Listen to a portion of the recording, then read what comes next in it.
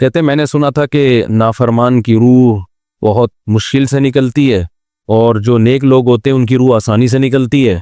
तो मैं तो जब गया यूरोप में तो मैंने बहुत से गोरों को बड़े आराम से मरते हुए देखा और बहुत से नेक लोगों को बड़ी मुश्किल से मरते हुए देखा। तो ये क्या है? तो कह रहे मुझे तो इस्लाम के बारे में इश्कालात शुरू हो गए। मैंने कहा आपने जिन से ये तकरीर सुनी है ना कि नेक लोग की रूह आराम से निकलती है, बुरों की मुश्किल से निकलती है, उन्होंने आधी बात बताई है, पूरी नहीं बताई। मैंने कहा ये तो सहाबा के दौर में। मैंने कहा अगर आप हदीसें पढ़ लेते एक आयत से कभी थोड़ी मसला हल होता है। आप किसी की एक बात ले रहे हैं, दूसरे मौके पे जो उसने तशरीह की है वो आप नहीं ले रहे। मैंने कहा माज अल्लाह, अगर किसी की कोई मौत की किसी को बहुत तकलीफ हो रही है, ये उस माज अल्लाह उसके बुरे होने की अलामत है, तो ये तो फिर कुफर है। हदीस में आता है कि आप सल्लल्लाहु अलैहि वसल्लम को मौत की तकलीफ दूसरों से ज्यादा हुई है। आप सल्लल्लाहु अलैहि वसल्लम फरमाया ऊ आकू कमा यू आकू रजुलान मिनकुम, मुझे बुखार में इतनी तकलीफ होती है जितनी तुम में से 2 आदमियों को होती है। आप पर जब बीमारी आती थी ना, आपको तकलीफ दूसरों से ज्यादा होती थी। और अम्मी आयशा रजी अल्लाह ताला अन्हा फरमाती हैं कि नबी सल्लल्लाहु अलैहि वसल्लम का सर मुबारक मेरी गोद में था जब आपकी रूह निकली है। और आपको जी आपकी जो मैंने मौत की तकलीफ देखी है, जिस शिद्दत में आप जिस तकलीफ में थे, उसके बाद मुझे किसी की मौत की जो आसानी से कोई दुनिया से गया हो ना, उसके मरने पर मुझे कभी रश्क नहीं आया। रश्क का क्या मतलब कि भाई ये इतनी आसानी से चला गया तो इसका मतलब ये ज्यादा अच्छा था और माज अल्लाह आप सल्लल्लाहु अलैहि वसल्लम के अमाल कम थे, तो ये तो मुमकिन नहीं है ना। कहते हैं मुझे कभी किसी पे रश नहीं आया कि आराम से मर गया तो बहुत नेक होगा। ठीक है ना, बहुत मुश्किल है समझाना। अम्मी आयशा फरमाती हैं कि यानी अम्मी आयशा की हदीस का मफहूम बयान कर रहा हूं कि नबी सल्लल्लाहु अलैहि वसल्लम की मौत के वक्त जो तकलीफ की हालत थी, उसको जब से मैंने देखा है, तो अम्मी आयशा की बात का खुलासा ये है कि अब अगर मैं किसी को देखती हूं ना कि आराम से रूह निकल रही है, नहीं आराम से मर रहा है, दुनिया से जा रहा है, तो मुझे इस पर रश नहीं आता क्योंकि बहुत नेक होगा। क्या मतलब? इसका नेक अमल से ताल्लुक बोलते क्यों नहीं है।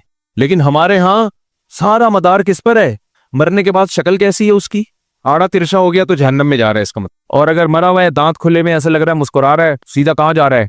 ओ भाई, अगर खुदा न ख्वास्ता कोई लकवे का मरीज था, कोई फालिज का मरीज था, वो तो मरेगा तो उसका तो बेचारे का होगा थोड़ा सा चेहरा भी टेढ़ा हो सकता है, कुछ भी हो सकता है, नेक लोगों का भी हो सकता है। तो मदार किस पर है? आमाल पर। और नेक लोगों को बाज दफा मौत के वक्त डबल तकलीफ दी जाती है। एक तो इसलिए दी जाती है, या तो इसलिए कि कोई गुनाह इनका बाकी रह गया होता है। अल्लाह क्या कहते हैं, भाई कब्र में जाने से पहले इसको हमारे पास धुला के लेके आओ, साफ सुथरा हो के। अब हमारे पास आ रहा है तो अब हम नहीं चाहते कि इसके गुनाहों की गठरी हो, इसको पाक साफ करके ले। मैंने बड़े बड़े बुजुर्ग देखे जिनको आखिरी वक्त में बहुत मुसीबत में गुजरी उनकी, यानी जिंदगी के आखिरी अय्याम, बेटियों की टेंशन, किसी बेटी को तलाक हो गई, वो घर आ गई, कोई और मसला हो गया, तो बड़ी टेंशन में आखिरी वक्त। लेकिन वो जबान से क्या कहते थे? शुक्र।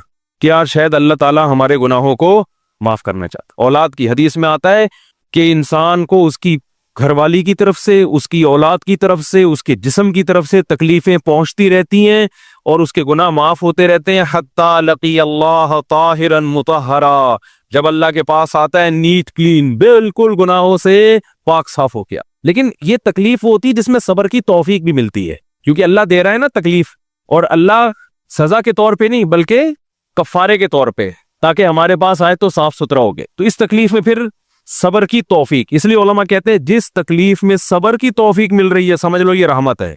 ये क्या है? रहमत। ये अल्लाह आपको बनाना चाह रहा है कुछ। अब लोग कहते हैं ये वाली तकलीफ क्यों, वो वाली क्यों नहीं आई, ये तो बहुत ज्यादा हो गई।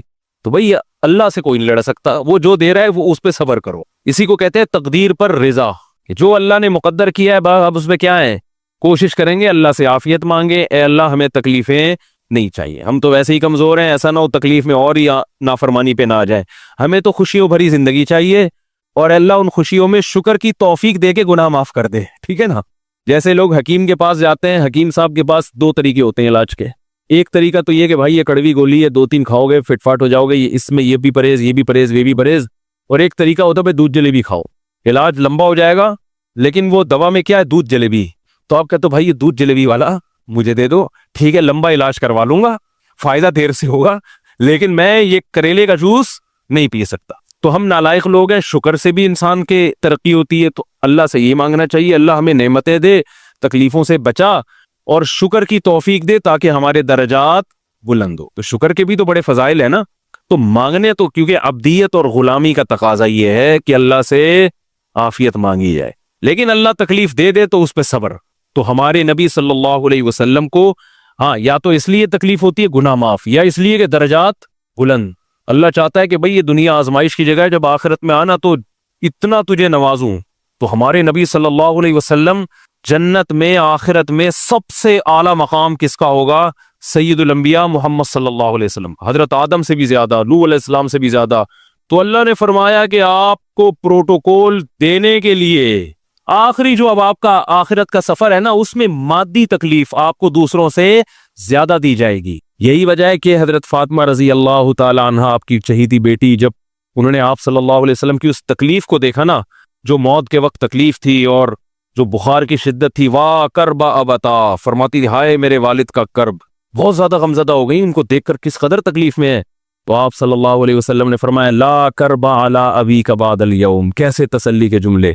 अपनी बेटी से फरमाया है फातिमा, तेरे बाप पर आज के बाद कोई तकलीफ, बोलो ला करबा अला अबी का बादल यौम। इसमें भी आप सब्र का पहलू तलाश कर रहे हैं, शुक्र का। बस ये अल्लाह की तरफ से आखिरी है। आज के बाद है मेरी बेटी, तेरे बाप पर कोई तकलीफ नहीं। अपनी बेटी को भी तसल्ली दे रहे हैं कि गम हल्का कर, बस ये अल्लाह की तरफ से आखिरी है, आज के बाद कोई तकलीफ नहीं होगी। तो हमारे यहाँ वो बेचारा तकलीफ से जा रहा है, तो यार देखा आ गया ना सामने, लेकिन ये देखा, हम तो कहते थे बंदा ही 2 नंबर है, अब आ गया ना। तो देखो कैसे मर रहा है। और पैगंबरों को तकलीफ तो दी जाती है, लेकिन कोई ऐसा ऐब नहीं होता, ऐसी बीमारी नहीं होती जो लोगों में मायूब समझी जाती है। ये नहीं होता, क्योंकि पैगंबर अल्लाह के कासिद हैं, तो अल्लाह उनको हर लिहाज से उम्मत को ये बताना चाहते हैं ये मेरे रसूल हैं, ये मेरे सफीर हैं। तो कोई भी ऐसी चीज जिसकी वजह से लोगों को उनसे नफरत हो, या तबई नफरत जो इंसान के इख्तियार में नहीं होती, तो अल्लाह ऐसी बीमारी और ऐसी तकलीफ से बचाते हैं उनको। समझ में आ रही है बात? लेकिन उम्मती को ऐसी तकलीफ हो सकती है। ये जो खत्म नबूवत के उलमा कहते हैं ना, मिर्जा गुलाम अहमद बैतुल खला में गिर के मर गया, तो बाज लोग कहते हैं वो तो बैतुल खला में तो फलां बुजुर्ग का भी इंतकाल हुआ था, फलां का भी बुजुर्ग का हो सकता है, पैगंबर का बैतुल खला में इंतकाल बोलो नहीं हो सकता, क्योंकि पैगंबर को अल्लाह ऐसे ऐब से बचाते हैं जो इंसानों में ऐब समझे जाते हैं। तो पैगंबर को ऐसी बीमारी नहीं होती, जैसे अछूत की बीमारी है कि कोई हाथ नहीं लगा सकता उसको, ऐसी बीमारी पैगंबरों को नहीं होती। कोढ़ की बीमारी पैगंबरों को नहीं होती, क्योंकि ऐसी बीमारी जिससे लोग घिन खाते हैं, ऐसी नहीं। लेकिन उम्मती को हो सकती है, उम्मती को ऐसी बीमारी हो सकती है, अल्लाह उसके दर्जात क्या करेगा? बुलंद करेगा इससे। मुझे एक वाकया किसी ने सुनाया कि एक हिंदू था, उसको कोढ़ की बीमारी थी। कोढ़ नहीं होता, गोश्त गलना शुरू हो जाता है, तो ये बीमारी फैलती है। तो उसके रिश्तेदारों ने बिल्कुल अलग कर दिया उसको, वहीं से खाना फेंकते ऐसे करके। कहीं तबलीगी जमात गई, उनको पता चला, वो बैठ गए उसके पास जाके, उसको खिला भी रहे हैं, पिला भी रहे हैं। तो वो बड़ा मुतासिर हुआ, यार सबने छोड़ दिया और मुसलमान हो गए। तबलीग वाले तो इकराम का कोई मौका अल्हम्दुलिल्लाह छोड़ते नहीं है। तो वो मुसलमान हो गया और फिर उसका इंतकाल हो गया थोड़े दिनों में। अब देखो अल्लाह ने जो उसको कोढ़ की बीमारी में डाला, ये बीमारी उसके लिए रहमत बन गई कि नहीं बन गई? तो कुफर की हालत में कोई अच्छा काम किया होगा उसने, उसके बदले में अल्लाह ने उसको क्या दे दिया? कोढ़ की बीमारी। अब दुनिया कहेगी यार आम काफिर जो अच्छे काम नहीं करते वो तो फिटफाट घूम रहे हैं, और ये थोड़ा बहुत ख्याल करता था, इसको अल्लाह ने क्या दे दिया? भाई इसको दिया इसलिए कि अल्लाह को पता है कि जी कोढ़ में होगा तो तबलीग वाले आएंगे, इसकी आओ भगत करेंगे और ये क्या हो जाएगा? इस्लाम में दाखिल हो जाए। तो अल्लाह के काम है, ये अल्लाह ही बेहतर जानता है। तो बाज़ दफा अल्लाह तकलीफ में डालते हैं ताकि आपके गुनाह धुल जाएं। तो इसलिए मौत की जो तकलीफ है ना, अच्छा, और ऐन मुमकिन है कोई बहुत बड़ा बदमाश हो, बड़े आराम से मर जाए, और मरने के बाद ऐसी खूबसूरत स्किन हो जाए उसकी, क्योंकि स्किन की अच्छे या बुरे होने का ताल्लुक मौसम से है, जीने, ठीक है ना। जिसको ब्रेन हेमरेज होता है तो चेहरा खराब होता है, चाहे वो नमाजी हो। मैंने ऐसे पक्के नमाजियों को जिनकी नमाज की हालत में डेथ हुई है, उनको देखा मौत के बाद उनका चेहरा काला हो गया। ये बुरी बात नहीं थी, ये काला इसलिए हो गया कि ब्रेन हेमरेज हुआ, रग फटी है तो ब्लीडिंग होना, और हार्ट अटैक भी हुआ फिर उनको। तो डॉक्टर कह रहे थे इनको जल्दी दफनाओ, क्योंकि ये बहुत जल्दी इनका जिस्म खराब हो जाएगा। हालांकि फिर मैंने ख्वाब में उनको जन्नत में भी देखा। सही है ना। तो खाम खमाना लोगों ने ये चीजें बनाई हुई। तभी मैयत को छुपाने का हुक्म है, क्योंकि इकराम करना है ना, तो चेहरा मरने के बाद बिगड़ना शुरू होता है। ये हर एक का होगा, चाहे नेक हो चाहे बुरा। तभी तो हुक्म है कि इसको जल्दी दफन करो, क्योंकि इसकी तौहीन है अब लोगों के सामने रखना। और हमारे यहाँ क्या हो रहा है, बाकायदा मुर्दों के साथ सेल्फियां चल रही हैं, नाक में रुइयां ठोसी हुई हैं, और वीडियो बन रही है, और ज़ियारत हो रही है, लाइन लग लग के पब्लिक देख के जा रही है। क्या जाहिलाना रस्म है यार, क्या जाहिलाना। मैयत में और दुल्हन में फर्क होना चाहिए। दुल्हन की मुंह दिखाई होती है, मोहल्ले पड़ोस की औरतें आती हैं, भाई दुल्हन आई है, ब्यूटी पार्लर करके देख रही है, तो मुर्दे और दुल्हन में इतना तो फर्क करो, मुर्दे की भी रूनुमाई हो रही है। तो ये गलत रस्म है। इंतकाल हो गया, फौरन चेहरे पे कपड़ा। हाँ, जो उसके बहुत करीबी लोग हैं, करीबी लोग ऐसा होते हैं कि अगर वो बदबू आ भी रही हो, चेहरा बिगड़ भी जाए, उनको नफरत नहीं होती। बेटे को अपने बाप से नफरत नहीं होगी, चाहे जैसा भी हो, चेहरा जैसा भी बिगड़ जाए। वो कहेगा यार मेरा इसका रिश्ता खूबसूरती की बेस पे थोड़ी है। लेकिन अजनबी लोग जब उसको देखेंगे तो चेहरे के बारे में तबसरे भी करेंगे। और एक साहब का इंतकाल हुआ, मैंने कहा जल्दी दफनाओ, चेहरा ना दिखाओ। तो उन्होंने कहा लोग कहेंगे यार लगता है कुछ चेहरा बिगड़ गया इसलिए छुपा रहे हैं। मैंने कहा अब तो और छुपाना चाहिए, इसलिए कि जिसका बिगड़ जाए उसको तो छुपाएंगे तो फिर लोग यकीनन कहेंगे बिगड़ा हुआ चेहरा है। तो इस रस्म ही को खत्म कर देना चाहिए। इंतकाल हुआ, फौरन चेहरे पे कपड़ा। हाँ, बीवी देख सकती है अपने शौहर को, या बेटे हैं, या इस तरह जो भाई बहन है करीबी, वो देख लें। बाकी पब्लिक से छुपा के उसको फौरन क्या करो, दफन। अब तो कब्र में जाके भी दिखा रहे होते हैं। ये अजमियों की गंदी रस्म है, बुरी रस्म है। गंदी का लफ्ज मैंने थोड़ा सा ज्यादा सख्त इस्तेमाल किया, लेकिन मुझे इससे ज्यादा हल्का लग नहीं रहा कोई लफ्ज। अरब में ऐसा नहीं होता। सऊदी अरब में जो है ना, अरब लोग बहुत सी चीजों में अभी भी इस्लाम के बहुत करीब हैं, बड़े खान। हम लोग चूंकि हिंदुओं के साथ ज्यादा रहे हैं ना इंडिया में, तो बहुत सी चीजें हमने वहां से क्या ली हैं जो मजहबी लोगों में भी आई हैं।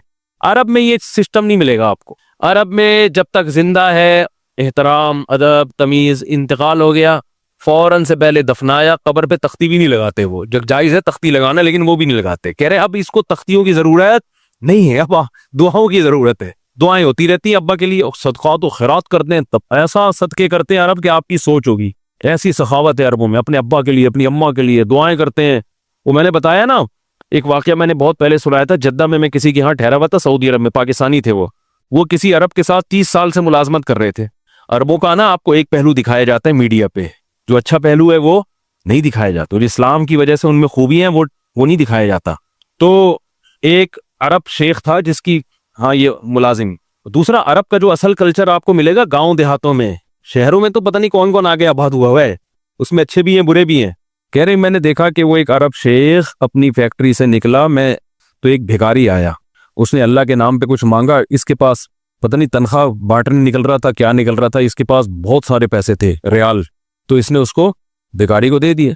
भिखारी को जैसे दिए, भिखारी ने, अच्छा ये अरब भी 80 साल का बुढ़ा, तो उस भिखारी ने इसके अरबी के माँ बाप को दुआएं देना शुरू कर दी दिल से ना। वो पाकिस्तानी था, वो बड़ा होशियार, दुआएं दी, अल्लाह करे तुम्हारे अब्बा की मगफिरत हो जाए, अल्लाह करे। तो वो अरब को इतना अच्छा लगा, उसने और दे दिए। फिर वो शुरू हो गया, अल्लाह करे तुम्हारे अब्बा वो फिर और देती। कह रहे इतने पैसे उस भिखारी को दे दिए। मैंने कहा यार ये तो लाखोंपति बन गया है, सारे पैसे खत्म हो गए इसके पास। और वो घुन्ना दुआएं देता जा रहा है।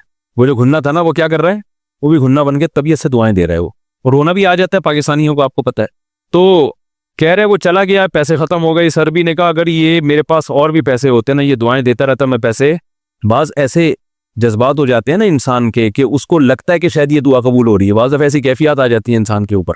तो वो पाकिस्तानी थे जिन्होंने मुझे वाकया सुना। कह रहे हैं यार इनके अंदर कोई इनके करीब रहे ना, तो बाज चीजें इनमें बड़ी खानदानी। अरबों में माँ बाप का बहुत एहतराम है, बहुत। जितने कस्टमर के साथ बदतमीज होते हैं ना, बाप और माँ के साथ उतने ही अच्छा सलूक करते हैं। ऐसा नहीं है जैसे जबान चला दी और ये कर दिया। बाप बैठा होगा, सब चुप करके आराम से बैठे होंगे कि बाप ये बोल बेटा रहा है।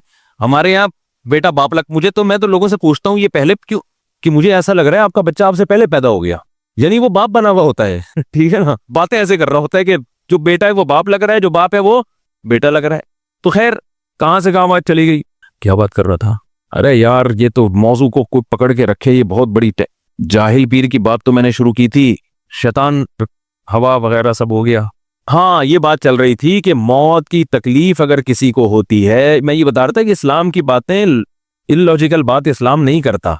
हाँ, मजहबी लोग बाज दफा ऐसी बातें करके लोगों को बेवकूफ बना देते हैं, कुरान की आयतों की गलत तफसीर कर लेते हैं कि भाई वो इतनी तकलीफ से मरा, इसका मतलब वो जहन्नम में जाएगा, वो नेक आराम से मर गया। तो कुरान और सुन्नत से मिलता है कि नेक लोगों को मौत की तकलीफ बहुत दफा होती है, ज्यादा, बहुत दफा नहीं भी होती। अब ये नहीं कि कोई आराम से मर गया तो आप कहें सीधा जहन्नम में गया, इसको तो तकलीफ ही नहीं हुई, ये भी जरूरी नहीं है। ठीक है, उसको बोले ये अल्लाह की रहमत है, अच्छा गुमान रखना चाहिए ना कि भाई ये अल्लाह ने पहले ही धुला दिया इसको। तो ये जो मौत की तकलीफ जिसको कुरान में आता है ना कि बुरे लोगों को मौत की तकलीफ होती है, वो रूह निकलने की है कि जब आलम बरज़ख की तरफ रूह जाती है और उसको बरज़ख की चीजें नजर आना शुरू होती हैं, तो फिर रूह चाहती नहीं है कि मैं जिस्म से जुदा हूं, लेकिन फरिश्ते उसको खींच के निकालते हैं। तो तो ये आलम बरज़ख की चीज है, इसका इस मादी जिंदगी से ताल्लुक नहीं है। मादी जिंदगी में तो किसी के यहाँ गोली मारोगे ना, ठा करके गई, निकल गई, मर गया। और किसी को कीमा बना के मारोगे तड़पा तड़पा के, तो तड़प तड़प के मरेगा वो। मादी जिंदगी में किसी को आग में फेंकोगे तो जल के मरेगा, चाहे नेक आदमी हो। और किसी की गर्दन उड़ाओगे तलवार से तो 1 मिनट में क्या हो गया, खत्म। लेकिन जो उसकी रूह निकल रही है, खुदा के पास जा रही है, वो मंजर नाफरमान का बहुत ही भयानक होता है। और नेक आदमी की रूह ऐसे परवास करती है, वो उसकी तकलीफ है। और इस पर मैं एक वाकया भी सुना चुका हूं, दोबारा नहीं सुनाऊंगा, कि कैसे दुनिया में भी इसके मुशाहिदात हुए हैं लोगों को, कि कैसे उनको आखिरत की चीजें नजर आना शुरू हो गई और वो बातें कर रहे हैं, बाकायदा बता रहे हैं, फरौहुं व रैहानुं व जन्नतु नईम, जो कुरान में आता है ना, फरिश्ते आते हैं उसकी रूह कब्ज करते हैं। तो वो बाज़ दफ़ा अल्लाह दुनिया में भी दिखा देते हैं